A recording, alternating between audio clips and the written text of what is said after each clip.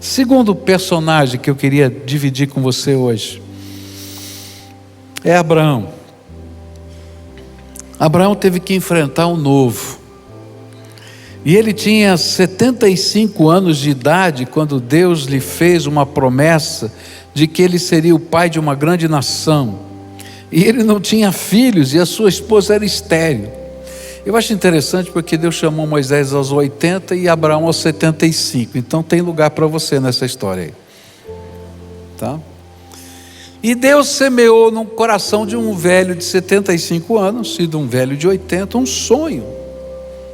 E lá, para Abraão, ele o enviou para uma terra que ele não conhecia. Gênesis 12, versículos de 1 a 4, diz assim: Ora, o Senhor disse a Abraão: sai-te da tua terra, da tua parentela e da casa de teu pai, para a terra que eu te mostrarei. E eu farei de ti uma grande nação, abençoar-te-ei e engrandecerei o teu nome, e tu ser uma bênção. Abençoarei aos que te abençoarem, amaldiçoarei aquele que te amaldiçoar, e em ti serão benditas todas as famílias da terra. E partiu, pois, Abraão, como o Senhor lhe ordenara, e Ló foi com ele. E tinha Abraão 75 anos quando saiu de Arã. Esse texto para mim é muito significativo, ainda mais nesses dias de hoje, que a gente está começando essa votação, porque esse foi o texto que Deus usou para dizer que eu tinha que vir para Curitiba. E de repente eu olho agora na perspectiva inversa e digo: louvado seja Deus, porque cada uma das promessas se cumpriram. Ele fez comigo que nem fez com Moisés: vou te encontrar depois lá, estou aqui. E é interessante que as sementes de esperança que são semeadas por Deus em nossos corações exigem de nós mais do que superação e crescimento. Elas pedem de nós uma fé incondicional. Para Abraão não adiantava racionalizar, arquitetar um plano estratégico ou outro qualquer recurso humano, porque ele não conhecia a terra, ele não conhecia a estrada, ele não conhecia o povo, ele não conhecia a língua, ele não sabia nem para onde estava indo. E mesmo que ele pudesse, eu acho que aos 75 anos de idade, todos os recursos humanos que ele já conhecia já tinham sido tentados e talvez não tenham dado certo. E então ele fez a maior descoberta da sua vida. O novo de Deus para nós só é conquistado por uma fé incondicional. Tem coisas novas de Deus para você, tem coisas tremendas de Deus para você, tem coisas maravilhosas de Deus para você, porém, você tem que aprender a crescer, você tem que aprender a se superar, e você tem que ter uma fé incondicional naquele que te conduz por esse caminho. Talvez uma das histórias de fé mais impressionantes para mim foi a história de um homem, de uma oração de um homem chamado George Miller. George Miller foi um dos homens de Deus, de fé, de oração, que fez um trabalho singular na história da humanidade, começando na Inglaterra. Até aquela época, todas as crianças abandonadas ou órfãs do mundo viviam em manicômio junto com os loucos, por incrível que pareça. E um dia, passando por uma desses manicômios, ele viu uma criança e os loucos atrás delas.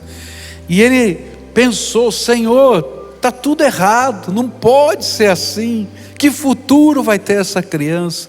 E Deus falou para ele: eu te escolhi para cuidar dessas crianças. E ele falou: tá bom, eu aceito o desafio, mas eu quero fazer um trato contigo. Eu nunca vou pedir um tostão para sustentar essas crianças. O Senhor vai ter que mandar o dinheiro cair do céu. E durante toda a sua vida, mais de 2.000 órfãos foram sustentados por George Miller. E ele nunca pediu um tostão. Milagres aconteciam todos os dias para aquelas crianças serem sustentadas. Mas a história de fé, de oração de fé que me empolga com esse homem, é uma que ele está fazendo uma viagem para Nova York para pregar numa conferência. E ele começa a perceber que tem uma neblina muito densa e o navio diminui a sua velocidade. E ele fica pensando: nós não vamos chegar a tempo. E eu tenho um compromisso para começar a pregar em Nova York. E então ele procura o capitão do navio, um cristão, e Miller já era conhecido naquele tempo. O capitão logo o recebe, e ele diz: capitão, eu tenho uma conferência em Nova York, eu tenho que chegar a tempo, eu vi que o senhor reduziu a marcha. E ele disse: o senhor não está vendo o nevoeiro?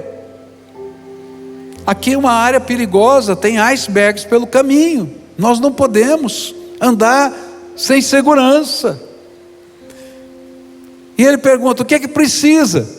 Precisa que o nevoeiro passe. Ele falou: então nós podemos orar por isso.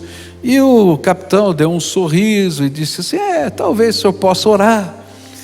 Ele falou: ok, nós vamos orar para o nevoeiro passar, porque eu nunca cheguei atrasado em nenhum lugar, eu não vou chegar agora, meu Deus vai dar um jeito.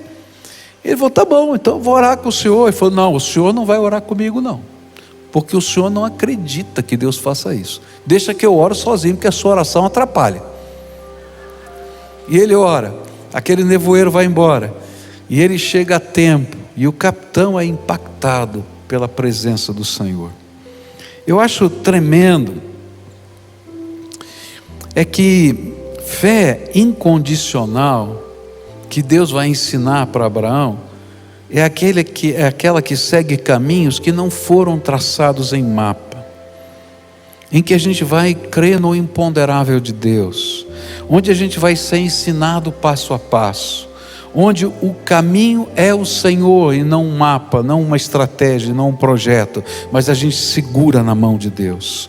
Por isso o novo não nos amedronta, porque o novo só é novo para mim, mas não é novo para aquele que me conduz, o Senhor da glória, o Deus Todo-Poderoso, Jesus Cristo, nosso Salvador. Para Ele não tem nada novo. O grande problema da fé incondicional é que eu e você deixamos de ter o controle. Você não tem controle nenhum, só o Senhor tem controle. Por isso o status quo é tão agradável, porque eu tenho controle. E o interessante é que quando a gente olha para a história de Abraão, a gente vai descobrir que toda vez que Abraão tentou reassumir o controle, e ele usou o bom senso da sua época, as melhores medidas do seu tempo, ele teve que voltar para o ponto onde ele tinha saído, recomeçar tudo de novo, porque esse não era o projeto de Deus. Quando veio uma fome, ele saiu da terra sem autorização do Senhor.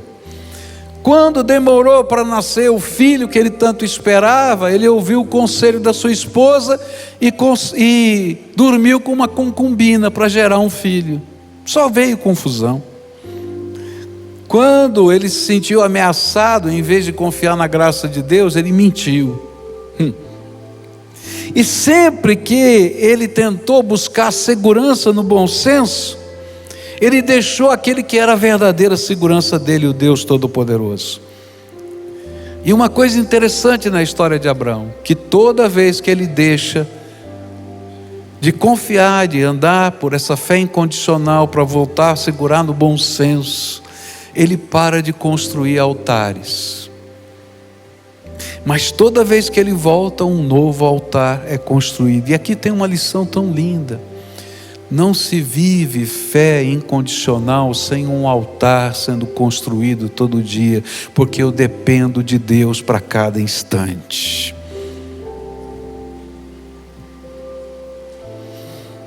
Se o novo assusta, pare somente de seguir o bom senso e dê passos de fé incondicional.